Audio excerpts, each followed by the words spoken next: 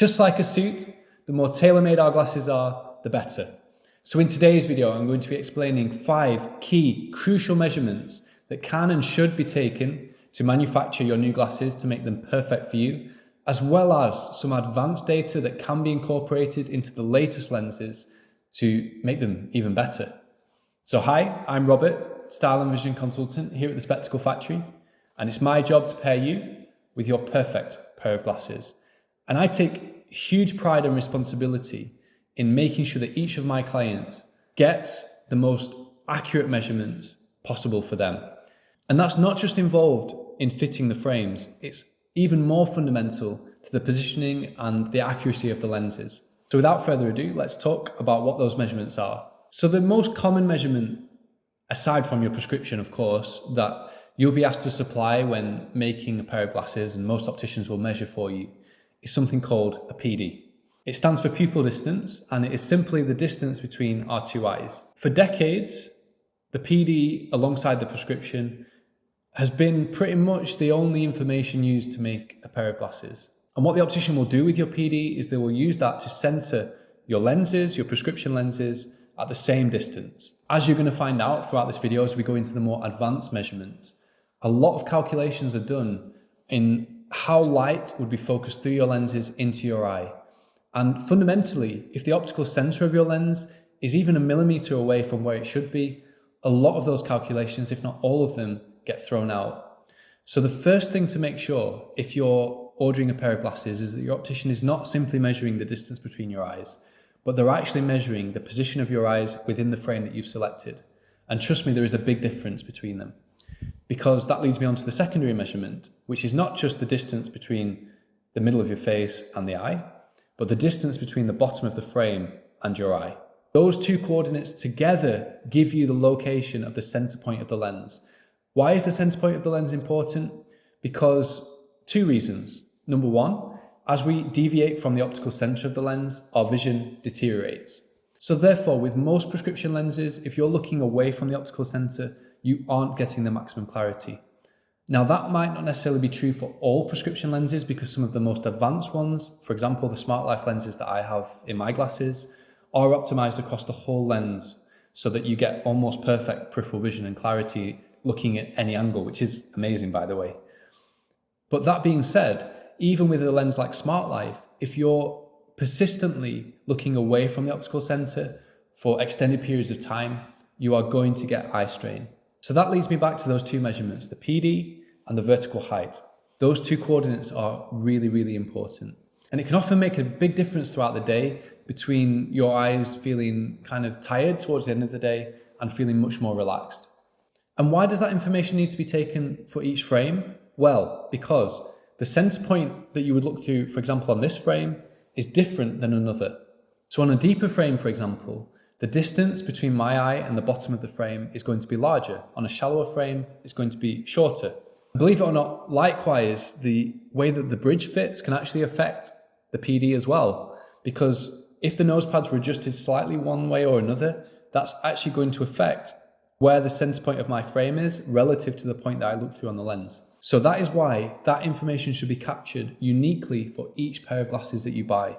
Now, here in store, we would use the VisionFit 1000 from Zeiss. It's the most accurate measurement system possible. But for our international clients, we actually have a way of doing that remotely as well. And the height of the lens can actually be adjusted simply by bringing the nose pads further in, which will increase the height. Well, it will increase the height of the frame. It will actually decrease the height of my eyes relative to the bottom of the frame, as you will see. This should now sit a little bit higher up on my face. Conversely, if I bring those nose pads back out, I do have a tool for doing this, but I'm experienced enough to do it with my fingers. You'll see that the frame will now rest lower relative to my eyebrows, relative to the rest of my face. So far, we've talked in purely 2-dimensional terms. The reality is that we wear our glasses in 3D. Let me explain. So the next really important measurement for your glasses is something called the Panoscopic Angle. That is the angle of the lenses relative to the face. So all frames will have one. 0 would represent a completely flat panoscopic angle. I would estimate the one on this frame is roughly about 8 degrees. You see how it slightly slopes inwards as it goes down. Now, that panoscopic angle actually affects the way that light rays would intersect the lens relative to the eye, and therefore it affects your vision and your prescription. Particularly, by the way, when it comes to multifocal lenses, because with multifocal lenses, the reading section of your glasses tends to be in the lower part of the lens. So what is being affected most by the panoscopic angle is the distance of this lower part of the lens to your eye. Increasing the panoscopic tilt and bringing the bottom of the lens closer to your eye is going to decrease the magnification, which in some senses can be better because it makes them more natural to see through, especially when looking around and walking and looking down at the ground. But in other cases, it can be advantageous to have less of a panoscopic angle because that increases the magnification, gives you a slightly stronger prescription for reading. So can make small print just that little bit easier to read. How is the panoscopic angle adjusted? It's done at these points here. So taking a pair of steel nose pliers, I can increase the panoscopic tilt on these Reykjavik eyes glasses, as you see here, by lowering both arms by the same amount. That is going to have the effect of increasing the panoscopic tilt and bringing those lenses closer to my eyes. It does have a part to play. It does affect your vision noticeably. Some people are more sensitive to it than others, but it's definitely something to be aware of, and it's a measurement that your optician should be capturing when you order your new glasses. So if the distance between the lens and the eye can affect the magnification, what about the distance between the eye and the lens throughout? That is a measurement called the back vertex distance. And what the back vertex distance simply is the distance between the eye and the lens. Again, most opticians unfortunately are still using average values for this, but it is essential, especially with stronger prescriptions, because the difference in a few millimeters of back vertex distance on, say, a -7 prescription or a +6 prescription can be just as much as your average prescription change when the optician tells you need new glasses. That is how big of a difference it can make. Around the world right now, watching this video, there's going to be people saying, I'm sure that's never been measured for me before. And equally, there's going to be opticians thinking, well, I don't really usually measure that. Maybe you can get away without having it done. But if you're trying to get the best vision possible, and if you're an optician trying to give people the best vision possible, it's absolutely fundamental. But one thing that's often overlooked is the fact that the back vertex distance is very rarely the same between the right and the left lens. And that's because we're not symmetrical. So if you try a pair of glasses on and it feels like one lens is further away from your eye than the other, which by the way is often picked up when the eyelashes start to rub on the lens, that is something that can be fixed and adjusted for. It's very simple. We take our steel nose pliers again. They pretty much do everything. And what we're going to do is we're going to bring one arm inwards on this side, and we're going to bring the other arm outwards by the same amount. And what you should see now, I hope you'll be able to see on camera, is that this will actually slant the frame inwards towards the left side of my face. So you should be able to tell that this lens should be closer to my eye than this lens. And we can do it the other way around as well, but for now I'm just going to reset my glasses back to where they were, because they were pretty well fitted before. And I deliberately picked a pair of Reykjavik eyes glasses for this video because they are just so easy to adjust. Anyway, aside from the back vertex distance and the panoscopic tilt, the height and the pupil distance, the final measurement, which is also very important, is the wrap angle. Now the wrap angle is the curvature of the frame relative to the face.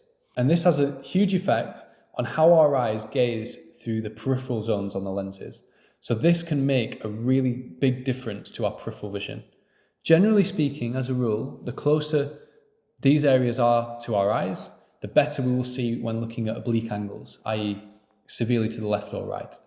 Again, some lenses are optimized, like Smart Life technology and others, so that that's compensated for, and therefore when you look in different directions, it's just crystal clear anyway. But that doesn't mean that having the ideal wrap angle measured for isn't really important, because it's actually that data that allows the Smart Life lenses to be enhanced. Because Zeiss, for example, but also several of the other best lens manufacturers in the world, will actually run quite complex algorithms simulating light rays coming into your eyes through the lenses based in 3 dimensions. So calculating things like the panoscopic tilt, the back vertex distance, and the wrap angle to simulate how the light is focused with all of those parameters being individual to you. And that's what makes the lenses so clear and sharp to look through. But the wrap angle can be adjusted as well. On a frame like this, it's dead simple, simply by bowing the frame outwards like so. I can make it completely flat, I can make it even flatter than that. And equally, I can make this really, really curved. One cool thing about rectific eyes is because they are flexible titanium, they can be curved pretty much to our heart's content.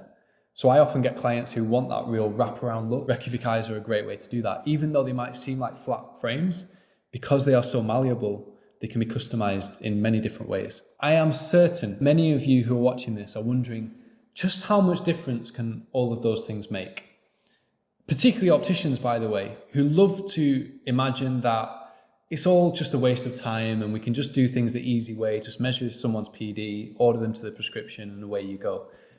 It's simpler, right? It's cheaper for you, it takes less of your time, you get to go home early at the end of the day. That's a mindset that I have always struggled and fought against in our industry, and I think it's one of the things that really sets us apart as a company.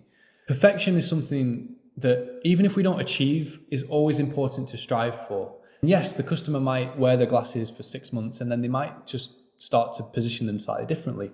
And yes, that will throw off some of the measurements that you've taken in the first place.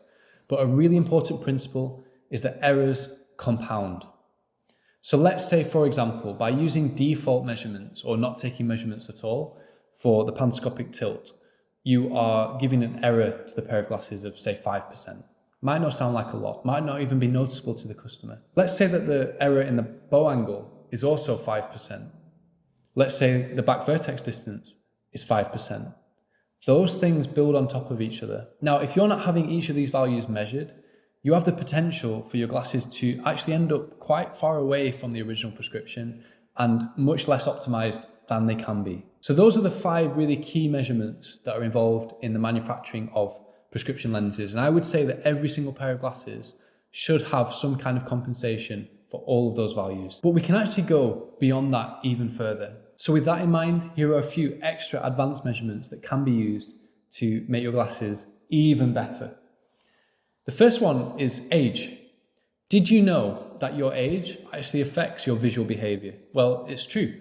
And that's why, for example, when Zeiss brought out Smart Life technology, they started to factor in your age into the manufacturing of your lenses. So they're able to make slight modifications and slight adjustments to their calculations for your visual behavior. And that just makes the lenses that extra step more advanced and more tailored to you, which can particularly have an effect on your near vision. But it goes beyond that as well. Did you know that when our eyes tend to look at close distances, our eyes actually converge together? But not everybody's eyes converge together by the same amount, particularly people who are one eye dominant. There's a lot of people out there, you might be one of them, who has significantly better vision in one eye than the other.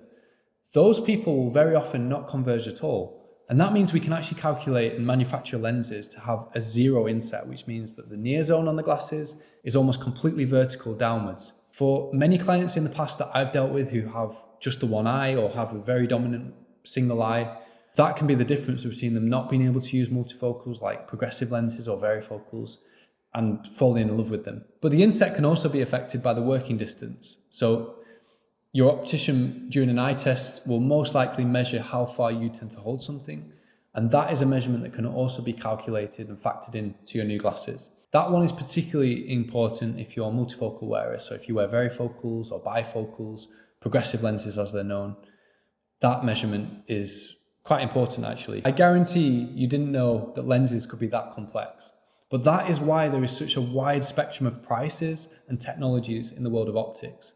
As I said at the start of this video, the more tailor-made your glasses are, the better. Just like a tailored suit.